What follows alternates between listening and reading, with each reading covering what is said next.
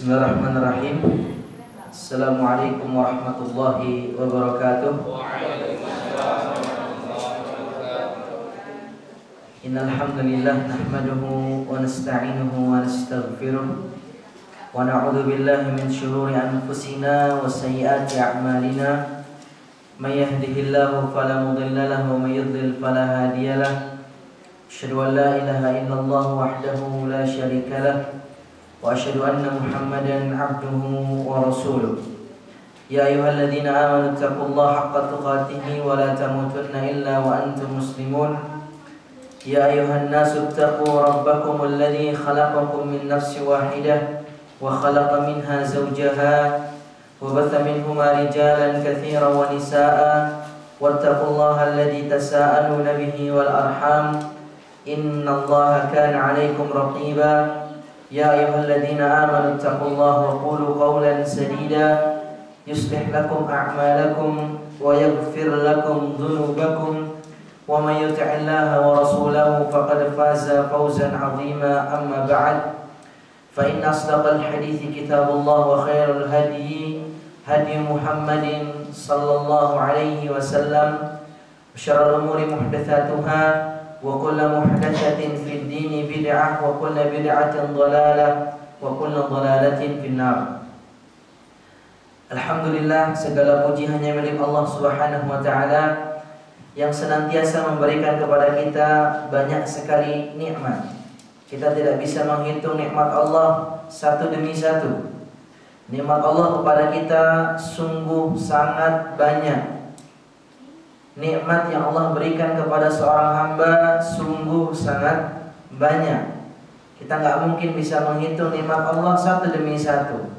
Yang wajib untuk kita lakukan ketika kita tahu bahwasanya nikmat yang kita peroleh itu dari Allah, yang wajib kita lakukan hanya bersyukur terhadap Allah Subhanahu wa taala.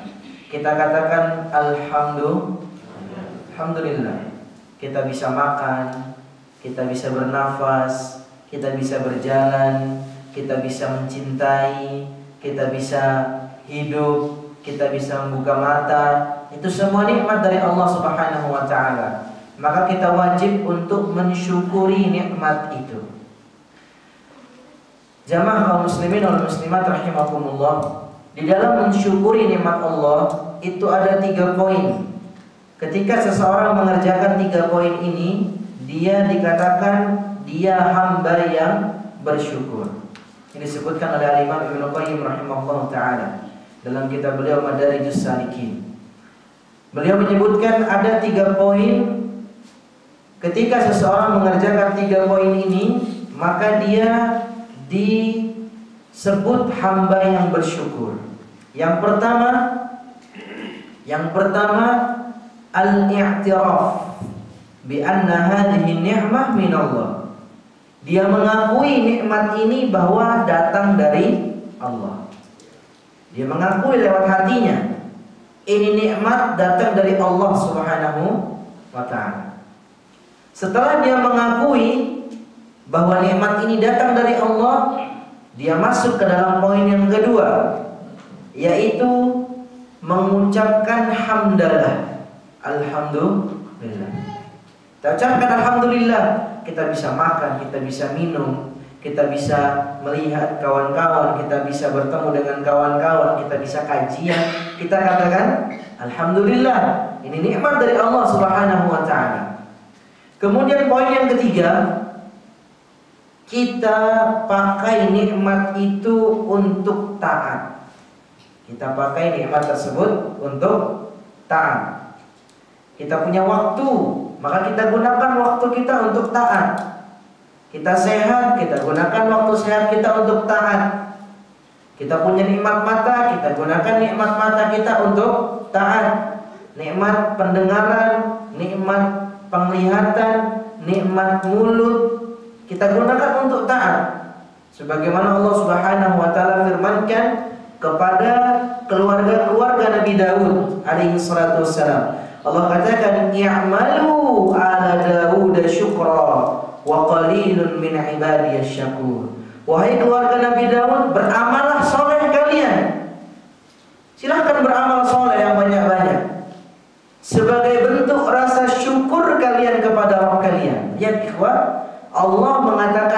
diuji kepada keluarga Nabi Daud. Nabi Daud ini keluarganya, anaknya Nabi Daud siapa? Nabi Daud, Nabi Sulaiman. Berarti Allah menyuruh Nabi Daud dan keluarganya, masuk di dalamnya adalah Nabi Sulaiman, untuk beramal soleh. Wahai Nabi Daud, wahai keluarganya Daud, beramalah kalian amal-amal yang soleh sebagai bentuk rasa syukur kalian kepada Allah Subhanahu wa ta'ala. Kemudian Allah tutup ayat ini dengan kata-kata wa qalilun min ibadiyasy syakur. Dan ternyata masih banyak, atau bahkan dan kata Allah, sedikit di antara manusia yang bersyukur. Sedikit di antara manusia yang bersyukur kepada Allah Subhanahu wa ta'ala. Jadi jamaah sekalian, 3 poin inilah yang menyebabkan seseorang dikatakan Anda hamba yang bersyukur. Yang pertama tadi apa? Al-i'tiraf, mengakui bahwa nikmat ini datang dari Allah. Yang kedua, mengucapkan hamdalah, alhamdulillah. Yang ketiga, kita gunakan untuk taat. Maka 3 poin ini ketika kita mengerjakannya, berarti kita menjadi hamba-hamba Allah yang bersyukur. Salawat serta salam senantiasa kita curahkan dan kita berikan kepada Nabi kita Muhammad sallallahu alaihi wasallam, Nabi yang telah mengajarkan kepada kita kebaikan, Nabi yang telah mengajarkan kepada kita amalan-amalan saleh, Nabi yang telah memperingatkan kita dari neraka Allah Subhanahu wa ta'ala. Semoga Allah Subhanahu wa ta'ala menjadikan kita semua hamba-hambanya yang mencintai nabinya, memperjuangkan sunnah nabinya sampai Allah wafatkan kita di atas keimanan. Allahumma amin. Jamaah kaum muslimin, jamaah kaum muslimat, kawan-kawan sekalian dan bapak-bapak sekalian, ibu-ibu sekalian, rahimakumullah jami'an. Insyaallah kita pada kesempatan pagi hari ini akan membahas sebuah kitab ditulis oleh ulama dari Mesir yang bernama Dr. Muhammad Said Ruslan. Syekh Muhammad Said Ruslan hafizahullah, masih hidup beliau zaman sekarang.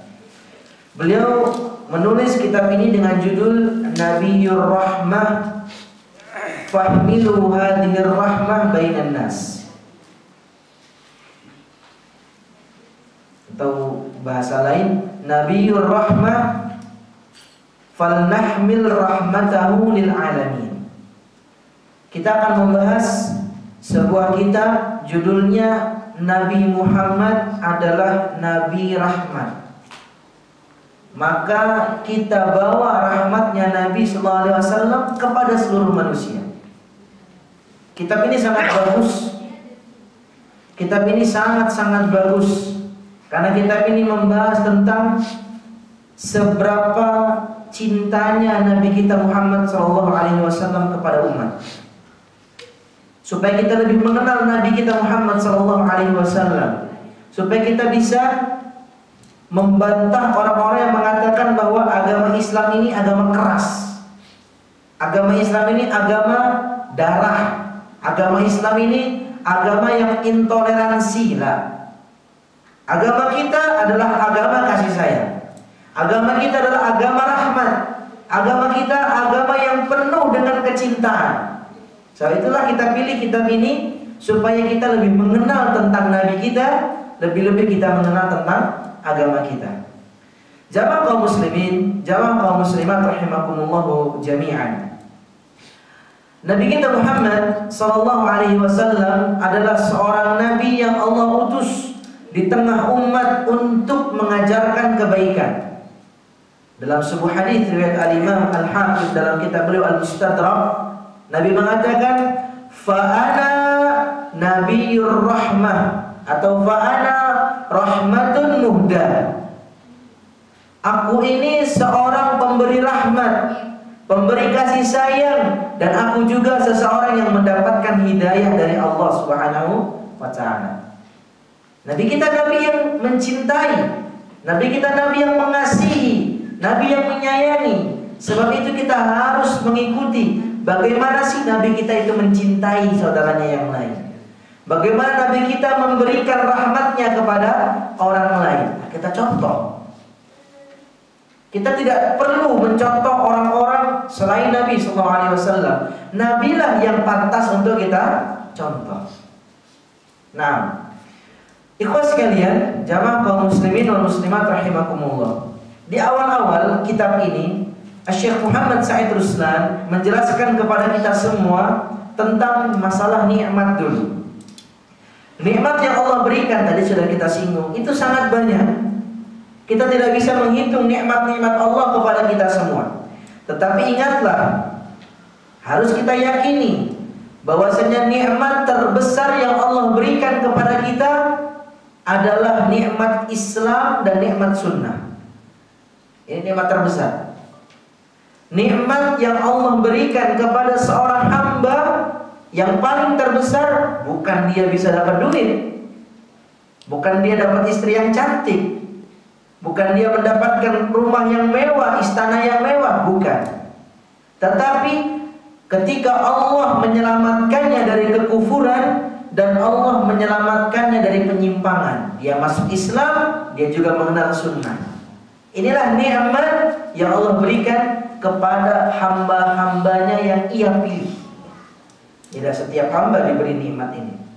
Allah memilih kita sebagai seorang manusia mengikuti agama Islam dan mengikuti ajaran Nabi SAW. Ini nikmat yang paling afdol yang kita miliki. Ini harus kita yakin dulu Bapak sekalian ya. Dan kita harus berbangga dengan Islam dan sunnah ini. Kita harus berbangga. Sebagian di antara manusia nggak bangga kalau dia muslim. Apalagi ibu-ibu biasanya. Dia nggak bangga dengan dia muslimah. Perempuan-perempuan banyak, mereka nggak bangga dengan diri mereka sebagai seorang muslimah. Akhirnya mereka membuka jilbabnya dengan alasan apa? Emansipasi. Benar Pak ya? Emansipasi ya Pak, emansipasi. Nggak bangga dia dengan jilbab muslimahnya. Seorang laki-laki juga sama. Kenapa kita nggak bangga dengan pakaian muslim kita, dengan gaya muslim kita? Kita sebenarnya harus bangga. Orang-orang kafir saja mereka bangga dengan pakaian kekufuran mereka. Mereka bangga dengan pakaian ketat mereka. Mereka bangga dengan pakaian setengah jadi mereka. Kenapa kita nggak bangga? Harusnya kita lebih bangga. Saya muslim, I am muslim. Saya muslim, saya bangga dengan Islam ini. Inilah yang terkadang hilang di antara umat Nabi SAW pada zaman sekarang. Mereka tidak bangga dengan keadaan mereka Islam.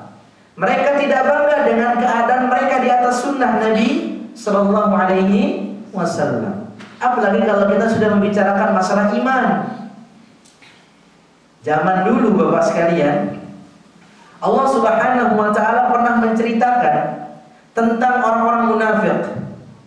Orang-orang yang hidup sama Nabi, melihat Nabi, makan bareng Nabi, berkawan dengan para sahabat, tapi mereka menyembunyikan kekufuran di hati mereka.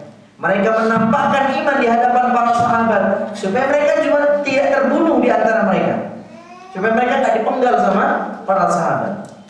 Allah katakan, wa idza ma unzilat suratun faminhum man yaqulu ayyukum zadatu hadhihi imana.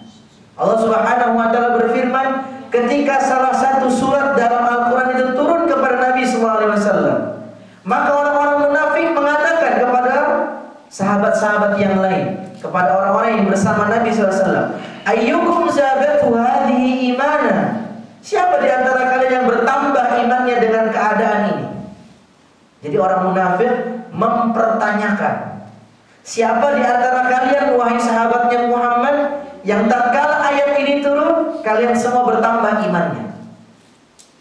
Mulai mereka memberikan was-was kepada para sahabat. Nabi SAW dan para sahabatnya bertambah imannya.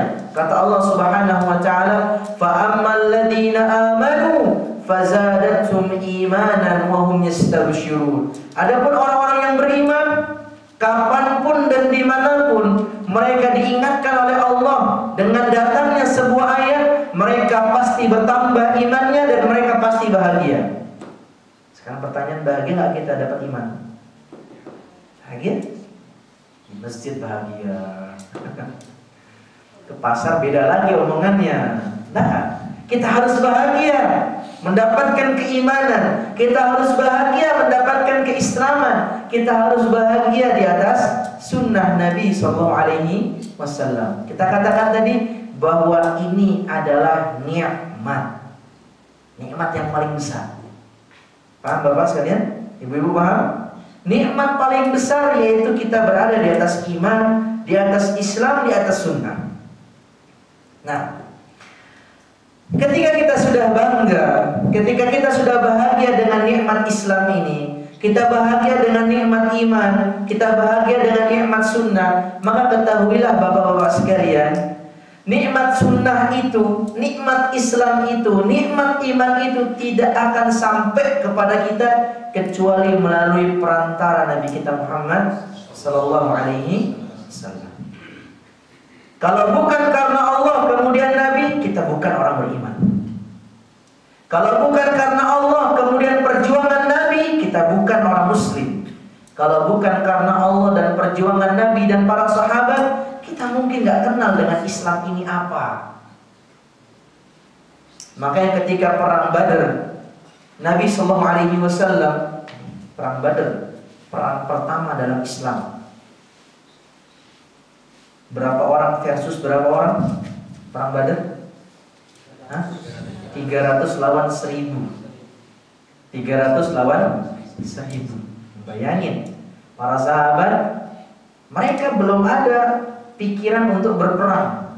Dan mungkin juga di antara mereka belum pernah punya operasi militer. Tiba-tiba Nabi SAW memerintahkan untuk perang. 300 lawan 1000. Ditambah lagi orang-orang munafik mulai memberikan was-was kepada para sahabat. Ngapain kalian ikut perang? Mending kita balik ke Madinah. Kalau kalian ikut Nabi itu, Nabi Muhammad, kita akan mati sia-sia.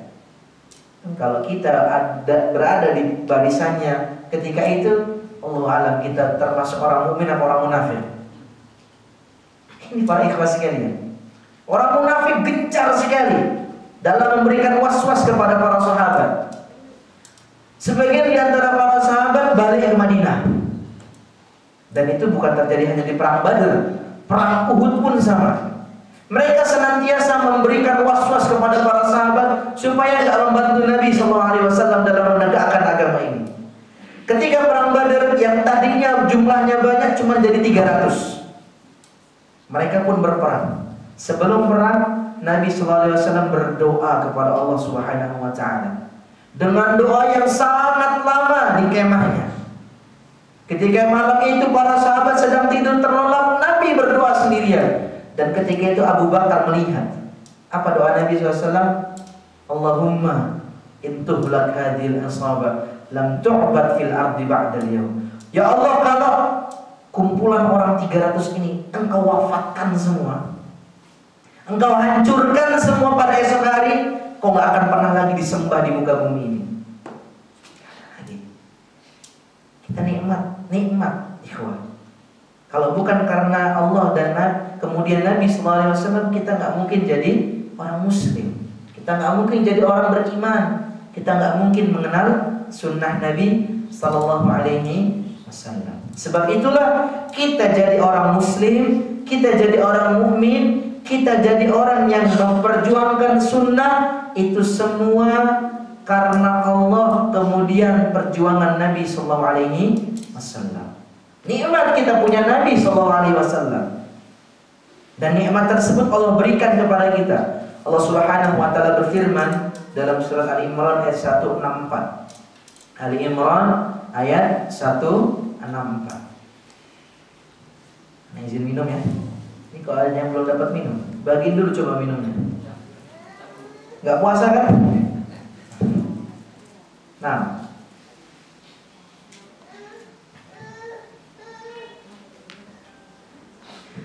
dalam surah Al-Imran ayat 164 Allah katakan, laqad manallahu 'alal mu'minina idh ba'atsa fihim rasulan min anfusihim. Kata Allah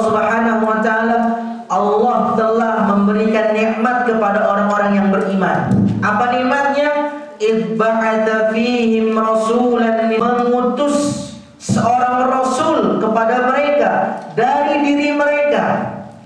Rasul kita itu dari manusia. Dia bukan malaikat.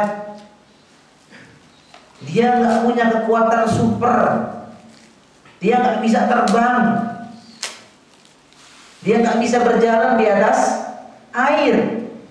Nabi Muhammad SAW manusia biasa. Dia tidak bisa terbang, dia juga tidak bisa berjalan di atas air. Semua yang dia mampu itu semua dari Allah Subhanahu wa ta'ala. Mungkin di sebagian kita para ikhwah sekalian menganggap ada orang yang bisa terbang, dan itu terbangnya berkali-kali. Nah, kita katakan para ikhwah sekalian, tidak pernah ada salaf kita, orang-orang terdahulu, para ulama-ulama kita dari para sahabat-sahabat Nabi SAW, yang mana mereka mempunyai keutamaan-keutamaan tersebut, mereka lakukan 2-3 kali. Kadang cuma sekali. Itu pun kebetulan. Disebutkan dalam kitab Al-Furqan Baina Awliya'illahi wa Baina Awliya'i Syaitan, karangan Al-Imam Ibnu Taimiyah rahimahullahu ta'ala, banyak riwayat para sahabat yang mana mereka bisa berjalan di atas air, tapi itu cuma sekali, tidak terulang-ulang. Salah satunya adalah Abdullah ibn Amr bin Al-As radhiyallahu anhu, ketika perang Al-Qadisiyah di zaman Umar bin Khattab radhiyallahu anhu, yang mana ketika itu jarak antara kaum muslimin dengan kafir itu dibelah satu laut atau sungai, yang mana sungai itu deras. Akhirnya dengan kepemimpinan Abdullah bin Amr bin Al-As, beliau mengatakan kepada para sahabat ketika itu yang ikut perang, kita puasa supaya Allah tolong kita. Setelah mereka puasa, mereka pun Allah Subhanahu wa ta'ala berikan kemampuan untuk jalan di atas air. Salah satu yang ikut ketika itu Abu Hurairah radhiyallahu anhu. Dalam sebuah riwayat Abu Hurairah sampai mengatakan, demi Allah saya melihat air itu di bawah. Sakit benar-benar terjadi. Saya melihat air itu di bawah saya bisa berjalan di atas air. Tapi setelah jamaah itu, pasukan itu selesai lewat dari air itu, apakah mereka balik lagi? Hebat ya kita bisa di atas air. Coba lagi. Gak ada riwayatnya. Terkadang jamaah sekalian itu cuma terjadi sekali dalam seumur hidup. Gak bisa diulang-ulang. Makanya sangat fatal kalau kita mengatakan ada orang yang bisa terbang berkali-kali. Kalaupun dia bisa terbang, paling cuma sekali. Sejauh sepanjang kita membaca Nabi SAW nggak bisa terbang. Sekalipun beliau bisa terbang pakai apa? Buraq. Nah, paham kawan-kawan sekalian? Jadi Nabi SAW orang yang diutus oleh Allah Subhanahu wa ta'ala dari diri kita, maksudnya dari manusia biasa. Beliau nggak punya kekuatan super, beliau nggak bisa terbang, beliau nggak bisa berjalan di atas air. Itulah Nabi kita Muhammad sallallahu alaihi wasallam. Beliau dilebihkan dengan beliau dipilih sebagai nabi dan rasul. Makanya Allah Subhanahu wa ta'ala berfirman dalam surat Al-Kahfi ayat paling terakhir ayat 110, kata Allah, "Qul innama ana basyarum mithlukum." Wahai Muhammad, katakanlah kepada umatmu, sesungguhnya aku itu sama kayak kalian, persis. Nabi punya hidung, kita punya hidung. Nabi punya mata, kita punya mata. Nabi punya kedua tangan, kita juga punya kedua tangan. Nabi punya istri 11, kita izin ACC 2 aja sulit Pak ya. Nabi punya istri, kita juga punya istri. Nabi punya anak, kita punya anak. Itu kata Allah, "Qul innama ana basyarum mithlukum." Katakanlah, sesungguhnya aku adalah manusia persis kayak kalian. Cuman bedanya kata Allah, innama ana basyarum mithlukum yuha ilayya annama ilahukum ilahu wahid faman kana yarju liqa'a rabbih falyamal amalan shalihan wa la yusyrik bi ibadati rabbih ahada. Bedanya aku orang yang diberi wahyu sama Allah. Cuman itu bedanya Nabi dengan kita. Sisanya Nabi berparas, kita juga sama. Nabi punya tubuh, kita juga sama. Nabi punya rambut, kita juga sama. Nabi punya jenggot, kita juga sama. Nabi punya mata, kita sama. Nabi punya hidung, kita sama. Sama semua. Memang Nabi Allah utus dari kalangan manusia. Nabi tidak diutus dari kalangan malaikat. Kenapa Nabi tidak diutus dari kalangan malaikat? Kenapa? Siapa bisa jawab? Hah? Dakwah bisa diterima. Hah? Dakwah bisa diterima manusia biasa sama. Nah, itu kalau Nabi diutus dari kalangan manusia. Kenapa? Dari kalangan malaikat tidak Allah utus seorang nabi dari kalangan para malaikat supaya dakwah ke manusia-manusia. Pasti manusia akan beranggapan kita nggak mungkin sama kayak itu. Kita manusia, dia malaikat. Akhirnya ujung-ujungnya dakwah nggak akan diterima. Karena beda jenis, beda makhluk. Yang satu manusia, yang satu malaikat. Gak akan ketemu nanti. Ini dia malaikat, dia bisa terbang, kami gak bisa terbang. Kami gak mau ngikut berarti. Ini dia gak makan. Malaikat makan gak? Enggak. Kami makan. Malaikat punya istri? Enggak. Kami punya istri. Kan beda akhirnya. Ada kesenjangan sosial antara manusia dengan malaikat. Sebab itulah Allah pilih orang yang membimbing kita itu dari manusia yang bernama Muhammad sallallahu alaihi wasallam. Berkatakan, laqad manallahu 'alal mu'minina id ba'atha fihim rasulan min anfusihim. Allah telah memberikan nikmat kepada orang-orang mukmin dengan diutusnya seorang nabi kepada mereka, seorang rasul kepada mereka, yang mana rasul tersebut sama seperti mereka dari kalangan manusia juga. Apa kerjaan rasul? Allah katakan, yatlu alaihim ayatihi. Rasul ini kerjaannya membacakan ayat-ayat Allah kepada para manusia. Wa yuzakkihim. Rasul ini mensucikan mereka, mengajarkan mereka kebaikan, mengajarkan mereka jangan kalian berbuat kesyirikan, sembahlah Allah semata. Itu maksud dari mensucikan manusia. Yang ketiga, wa yu'allimuhumul kitaba wal hikmah. Dan Rasul itu mengajarkan kepada manusia ilmu dan sunnah. Al-hikmah di sini artinya sunnah Nabi sallallahu alaihi wasallam. Wa in kanu min qablu lafi dhalalin mubin. Walaupun manusia sebelum datangnya Nabi, mereka itu di dalam kesesatan yang nyata. Ya, para ikhwah sekalian, jadi diutusnya Nabi kepada kita semata-mata karena Allah sayang sama kita. Allah ingin memberikan nikmatnya kepada kita dengan diutusnya seorang Nabi sallallahu alaihi wasallam.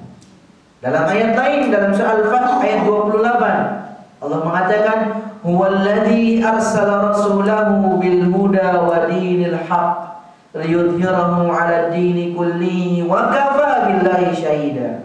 Kata Allah, dialah Allah yang telah mengutus kepada kalian seorang rasul. Ngapain rasul ini diutus? Bil huda wa dinil haqq.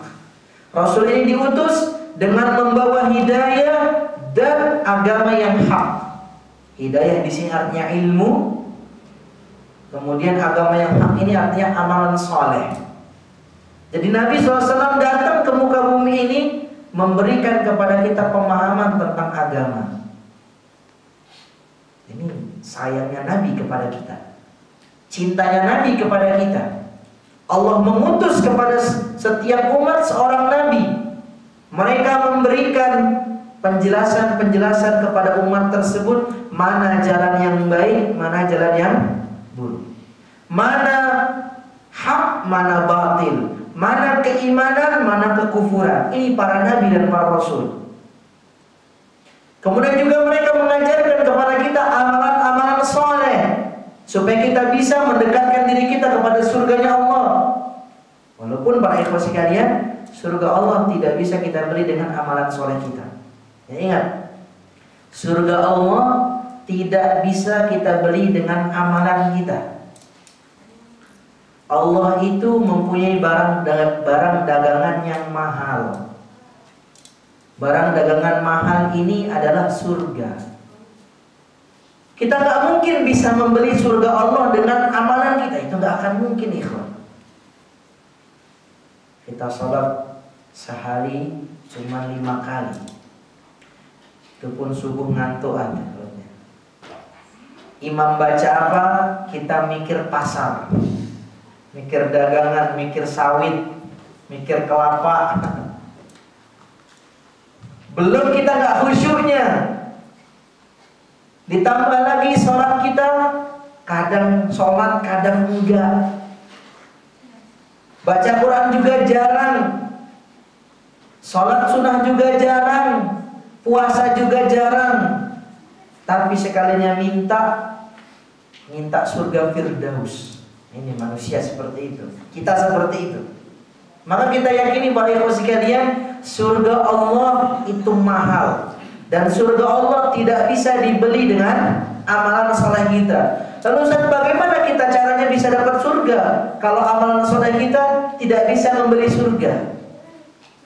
Ingat ikhwah di sini, Nabi SAW mengatakan, innahu lan yanjuwa ahadukum bi'amali. Ketahuilah tidak ada di antara manusia yang bisa selamat masuk ke surga dengan amalannya. Nggak akan bisa. Nggak akan bisa. Kita katakan tadi surga mahal apa murah? Mahal. Nabi mengatakan dalam hadits lain, man khafa adlaj wa man adlaja balaghal manzil. Barang siapa yang takut nggak sampai tempat, maka harusnya dia jalan malam. Maksudnya gimana? Contoh, Pak. Saya dari Bandar Lampung mau ke Bakauni. Oke? Karena saya males naik tol, saya ke jalan lintas. Tol mahal. Ternyata yang mikir kayak saya bukan 1-2 orang. Puluhan supir truk mikir sama kayak saya. Akhirnya mereka nggak ke tol semua, mereka ke lintas. Sekarang pertanyaan, lintas macet nggak? Sekarang macet ya. Nah, kata Nabi SAW, barang siapa yang takut nggak sampai tempat tujuannya, maka hendaklah dia berjalan malam hari. Apa maksudnya? Jalan malam biasanya agak sepi ya, agak sepi. Tapi walaupun agak sepi, apalagi di Lampung ya, agak sepi, tantangannya lebih banyak. Begalnya belum. Lebih banyak nggak tantangannya? Lebih banyak. Tapi kata Nabi, waman adlaj balaghal manzila. Orang yang jalan malam dengan tantangannya yang begitu banyak, pasti dia lebih cepat sampai daripada orang yang berjalan pagi. Paham di sini, Bapak sekalian? Jadi maksud dari hadits Nabi ini, orang yang mau masuk surga jangan males-malesan. Tapi bagaimana caranya kita beramal soleh yang banyak, walaupun kita capek, walaupun kita letih. Itu maksudnya. Paham di sini? Kemudian Nabi mengatakan, ala inna sil'atallahi hiyal ghaliyah, ala inna sil'atallahi hiyal jannah. Ketahuilah, sesungguhnya barang dagangan Allah itu sangat mahal, dan barang dagangan Allah yang aku maksud adalah surga. Kita katakan tadi, kita nggak mungkin masuk surga dengan amalan kita. Lalu kita masuk surga dengan apa? Nabi mengatakan tadi, innahu lan yanjuwa ahadukum bi'amali. Tidak ada di antara kalian yang bisa masuk surga dengan amalan salehnya. Para sahabat langsung kaget. Lalu kalau gitu ngapain dari kemarin kita beramal? Ngapain kita sholat? Benar gak? Nabi mengatakan demikian. Kalau gitu ngapain kita beramal? Ngapain kita sholat? Akhirnya para sahabat mengatakan, wala anta ya Rasulullah.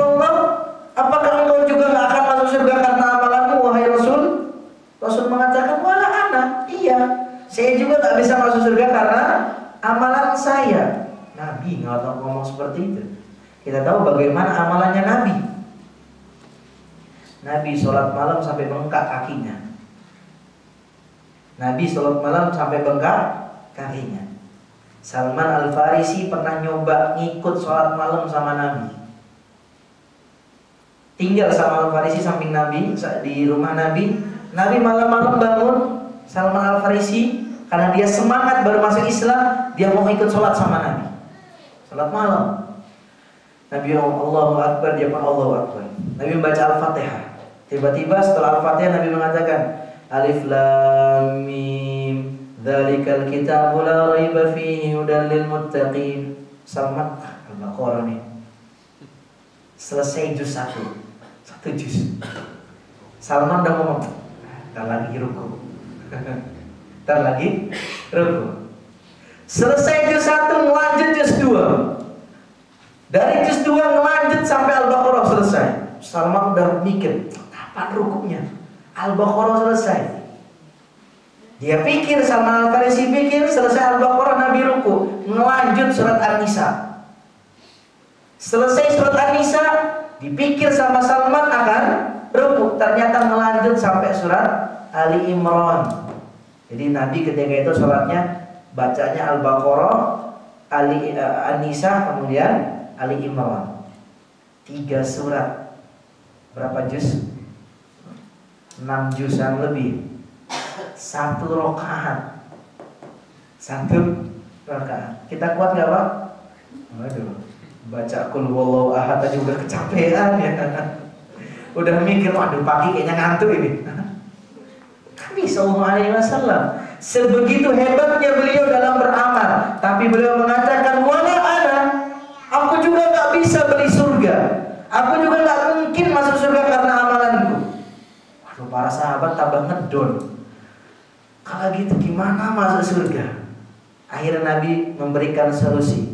Illa an yataghammadani Allahu birahmatin minhu wa fadl.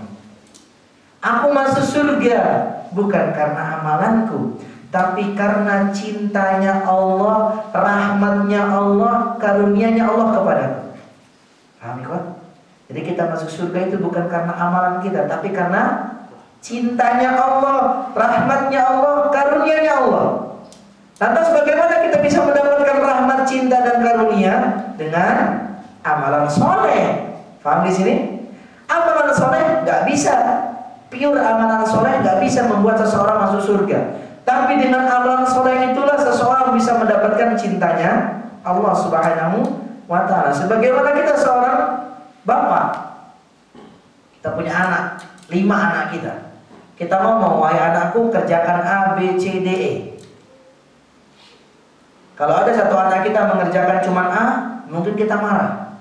Tapi kalau ada anak kita mengerjakan A, B, C, D, E, semua dikerjakan 100%, kita cinta gak sama dia?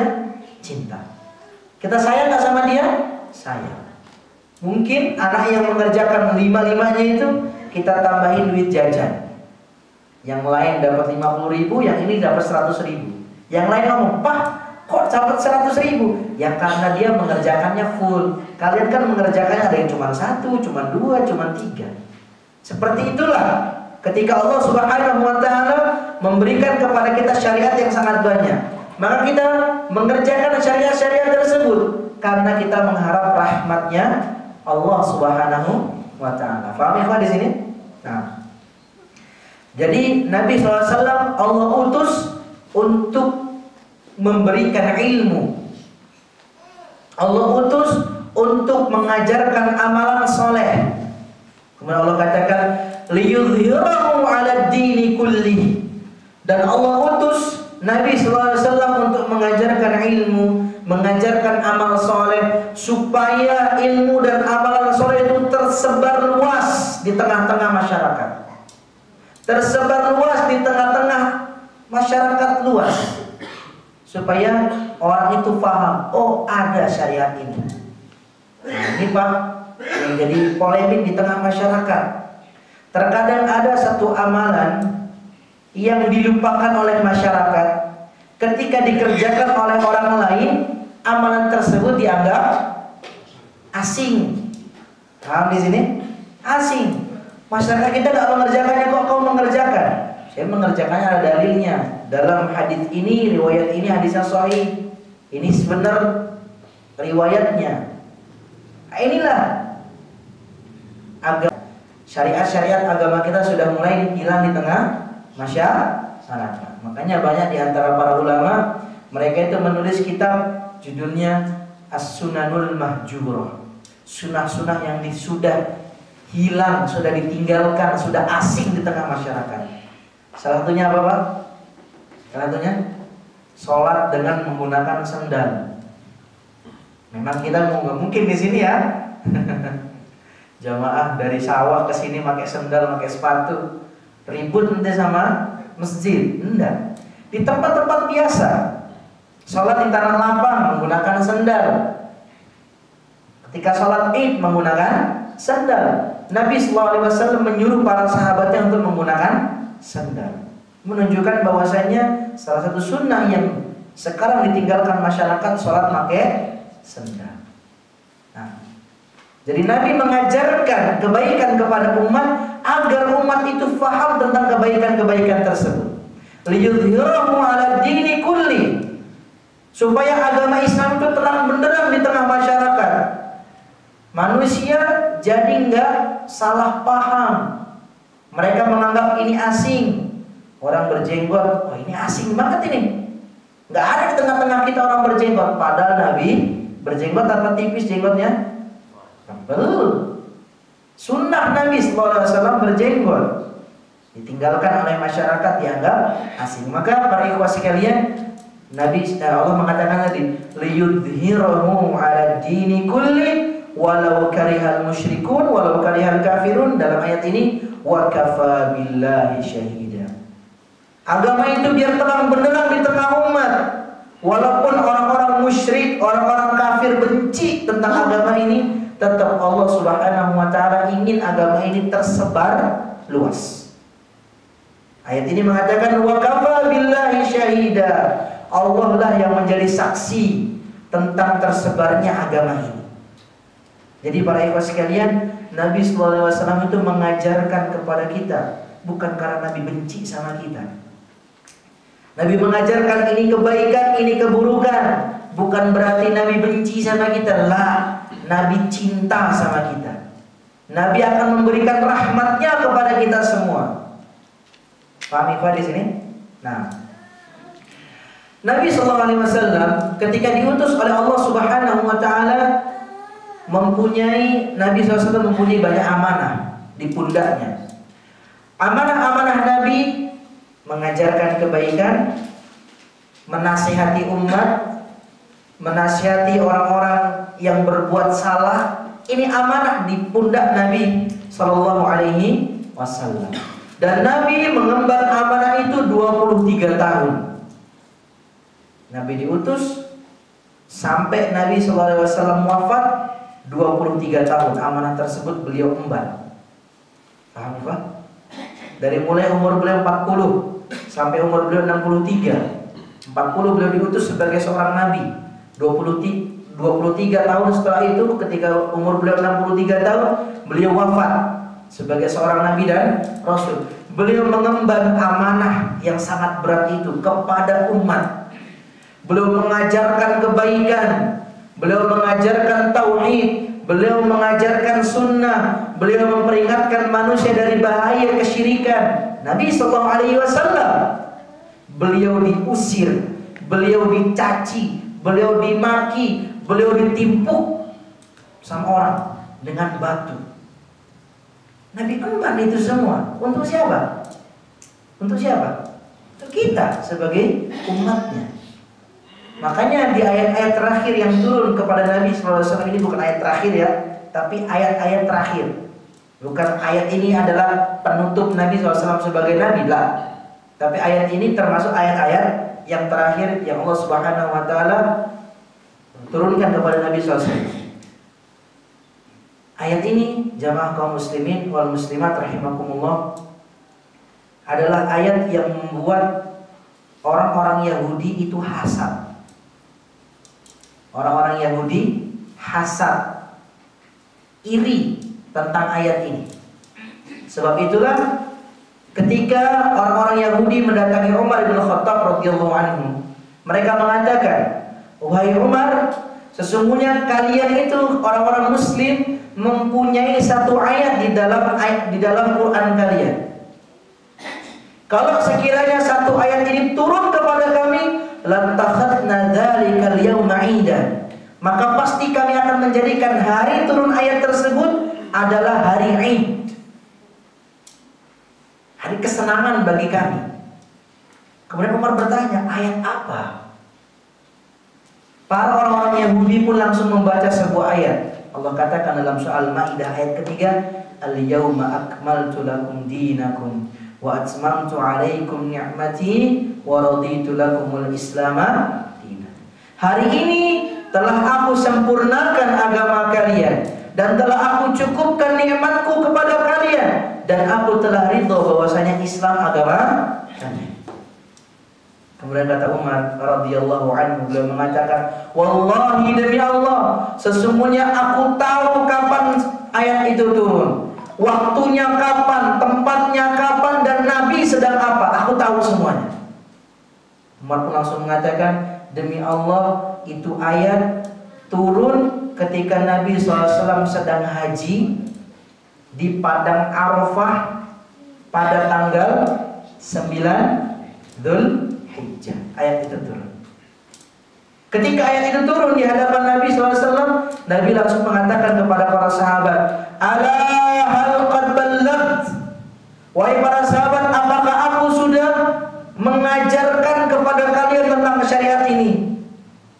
Para sahabat mengatakan, "Laqad ballagta." Engkau telah mengajarkan kepada kita syariat ini, wahai Nabi. Tidak ada satupun syariat yang engkau lupakan. Semua syariat telah engkau ajarkan kepada kami. Nabi pun langsung mengangkat langit. Nabi mengatakan, "Allahumma syhad." Ya Allah, saksikanlah persaksian para sahabat-sahabatku ini. Aku orang yang mengemban amanah darimu dan aku memberikan amanah ini kepada umat. Nabi Muhammad Sallallahu Alaihi Wasallam 23 tahun belum mengemban amanah, 23 tahun belum mengajarkan umat, 23 tahun beliau mengajak umat kepada tauhid, 23 tahun beliau mengajarkan sunnah kepada umat. Maka kita sebagai umatnya Nabi Sallallahu Alaihi Wasallam, kita ambil amanah dari Nabi Sallallahu Alaihi Wasallam ini. Capek Nabi 23 tahun mengembannya.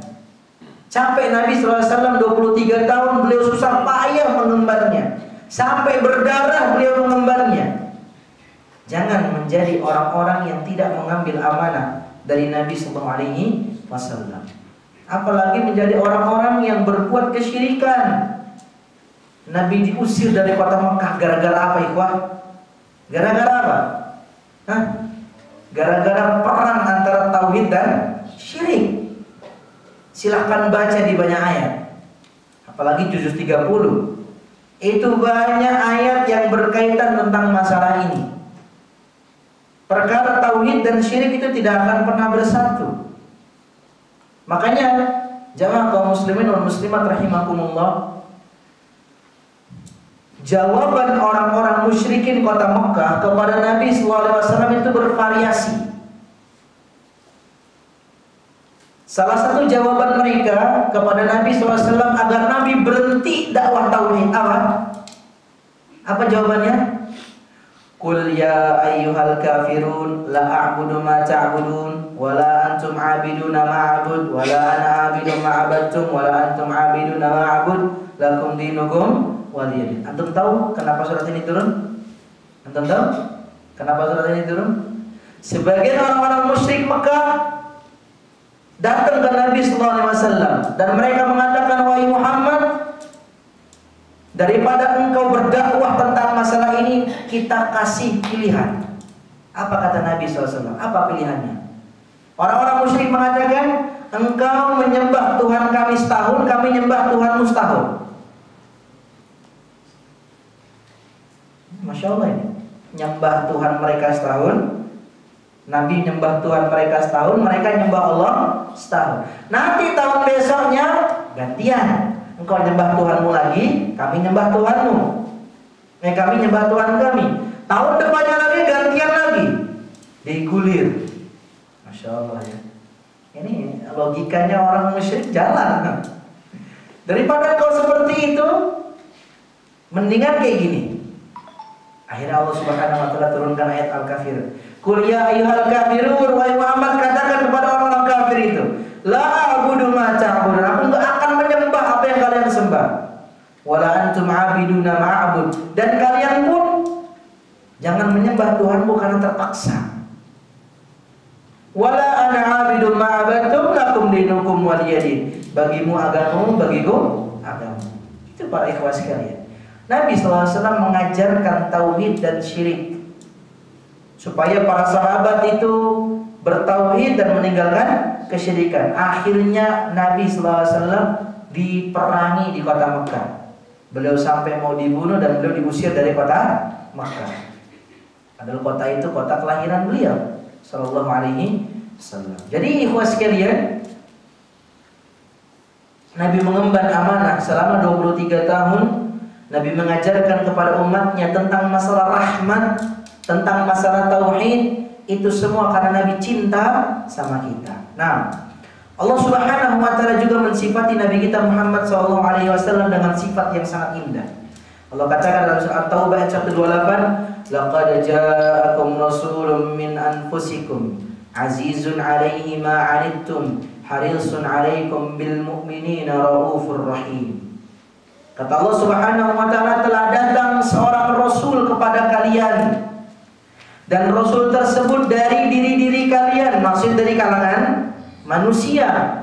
Azizun 'alaihi ma 'anittum. Rasul tersebut punya rasa empati kepada kalian kalau kalian disakiti. Rasul tersebut punya rasa sakit juga kalau kalian disakiti. Harisun 'alaikum bil mu'minin. Dan Rasul itu mempunyai sifat semangat mengajarkan kebaikan kepada orang mukmin. Bil mu'minina raufur rahim. Dan Rasul itu juga mempunyai sifat kasih sayang, sifat penyayang, penghibur bagi orang-orang mukmin. Inilah sifat Nabi kita Muhammad sallallahu alaihi wasallam yang Allah Subhanahu wa taala sebutkan di dalam Al-Qur'an Al-Karim. Nabi mengajarkan kepada umat kebaikan, Nabi juga mewanti-wanti umat tentang keburukan. Bukan Nabi SAW benci sama umat, tapi Nabi SAW cinta sama umat Nabi SAW. Allah Subhanahu wa taala berfirman juga dalam surat An-Nur ayat 54, kata Allah, "Wa ma 'alal rasuli illal balagh." Wahai Muhammad, yang kau punya cuma penyampaian saja. Engkau memiliki cuma dakwah saja, udah. Bagimu dakwah, nggak usah ada yang lain. Dakwah, dakwah, dakwah, tiap hari kau dakwah di tengah umatmu, supaya umatmu bisa menerima kebaikan, supaya umatmu bisa mengikutimu. Nabi cuma punya dakwah. Nabi cuma bisa mengajak umat. Kita pun sama. Kita cuma bisa mengajak saudara-saudara kita yang lain, ngajak sholat, ngajak ke kajian, ngajak beramal soleh, ngajak puasa. Kita cuma bisa ngajak. Paham ikhwan di sini? Adapun mereka nerima atau tidak urusan siapa, Pak? Allah Subhanahu wa taala. Urusannya Allah Subhanahu wa taala. Kita ngajak puluhan tahun, kalau dia belum menerima, ya udah, jangan marah. Jangan marah.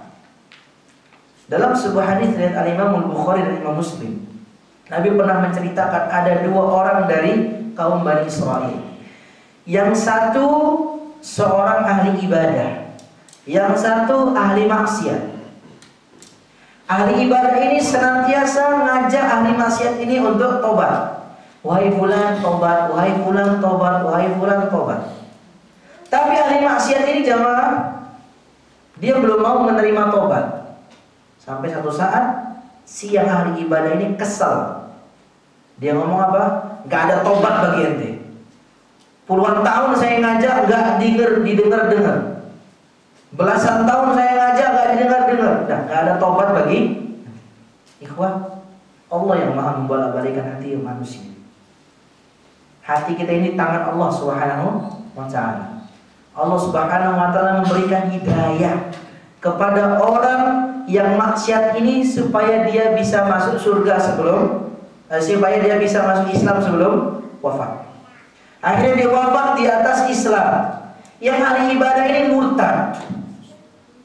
Dalam Sahih Bukhari, Sahih Muslim, Nabi mengatakan demikian. Jadi kita hanya bisa ngajak, tapi jangan sampai ikhwas sekalian lisan kita kotor terhadap kawan kita itu. Nabi mendakwahkan dakwah tauhid ini kepada pamannya beliau, Abu Thalib. Dan bahkan Abu Thalib termasuk orang yang membantu awal-awal dakwah Nabi. Apakah nerima Abu Thalib? Nerima tidak? Tidak nerima. Abu Thalib wafat di atas agama siapa? Agama kafir. Padahal Nabi langsung dakwah kepada beliau. Nabi tiap hari ketemu Abu Thalib. Bukan tiap hari, tiap detik mungkin ketemu Abu Thalib. Tapi Abu Thalib wafat di atas kekufuran. Allah Subhanahu wa ta'ala berfirman, "Innaka la tahdi man ahbabta, walakinnallaha yahdi man yasha." Sesungguhnya wahai Muhammad, engkau enggak bisa memberikan hidayah kepada orang yang kau cintai. Sampai pamanmu sekalipun, enggak akan kau bisa beri hidayah kepada dia. Allah lah yang memberikan hidayah kepada orang yang ia kehendaki. Kita enggak mungkin bisa memberikan hidayah. Kita enggak akan mungkin bisa maksa orang supaya nerima hidayah. Nabi saja cuma punya dakwah. Nabi cuma bisa mengajak umat. Kita juga sama. Istri kita belum pakai jilbab, misalnya kita ajak, "Dek, pakai jilbab, pakai jilbab, pakai jilbab." Berapa hari saya kita ngajaknya? Jangan berapa hari, sampai meninggal diajak terus pakai jilbab.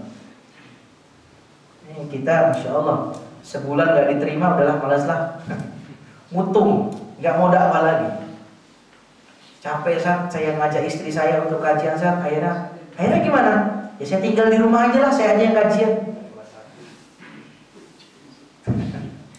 Capek dakwah, nggak ada itu, nggak ada capek dakwah, nggak ada dakwah itu pensiun, itu nggak ada. PNS ada pensiun, dakwah jangan. Paham ya di sini? Nabi hanya bisa ngajak kepada umat. Tapi urusan hati, nerima atau tidak, itu urusan Allah Subhanahu wa ta'ala. Allah katakan dalam ayat lain, dalam surah An-Nahl ayat 35, "Fahal 'ala rusuli illa al-balaghul mubin." Bagi rasul-rasul Allah cuma penyampaian yang jelas saja. Adapun terkait nerima atau tidak, itu urusannya Allah Subhanahu wa ta'ala. Jadi jamaah kaum muslimin, jamaah kaum muslimat rahimakumullah jami'an, Nabi dengan segala hebat rahmatnya kepada manusia, Nabi cuma bisa ngajak. Adapun urusan menerima, urusan Allah Subhanahu wa ta'ala. Kita yang menerima. Allah yang memberikan taufik kepada kita. Salah satu perkataan yang bagus dari Al-Imam Zuhri, beliau katakan, "Minallahir risalah wa 'ala rasulil balagh wa 'alaina taslim." Dari Allah lah Nabi itu diutus. Allah yang menurunkan Quran, Allah juga yang memberikan wahyu kepada Nabi. Nabi hanya bisa menyampaikan, bukan memberi hidayah.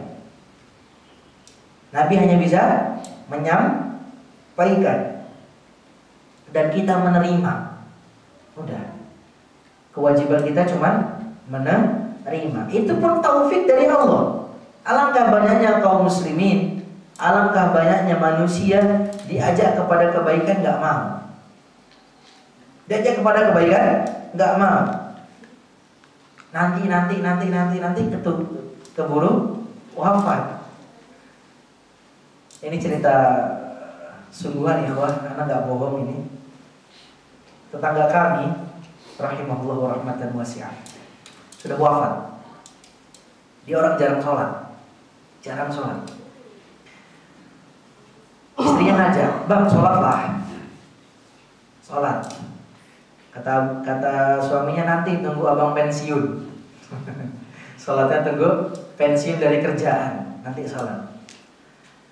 Kalau nggak salah dia pensiun bulan-bulan Agustus, karena lupa tahun berapa. Pokoknya beberapa, mungkin 2000-an lah, di bawah 2010 atau 2010 awal. Bulan Agustus dia pensiun. Dia aja sama istrinya, "Bang, sholat, nanti tunggu Oktober." Agustus, September, Oktober, meninggal. Nyesel nggak itu? Nyesel, jelas menyesal. Jadi suruh tobat nanti. Akhirnya keburu meninggal, keburu wafat. Jadi ikhwah, memang semuanya di tangan Allah. Tapi seorang manusia hendaklah dia senantiasa berdoa.